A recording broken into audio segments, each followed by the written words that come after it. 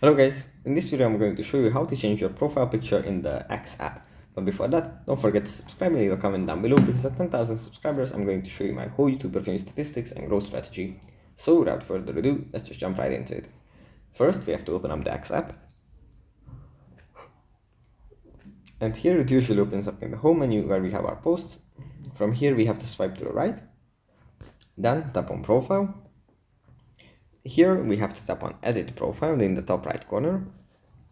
And then edit profile. At the top, on the left, we have a circle with our profile picture. If you tap on this, then we have two options, either to take a photo and set it as the new profile picture, or choose an existing photo, which will redirect us to our gallery or our camera roll, and then we can just select a picture from here. And then after we have selected it, you just tap on the down in the top right corner, maybe set the frame for the picture. And yeah, that's pretty much it for this video. Hope it was helpful, guys, and I'll see you in the next one. Bye.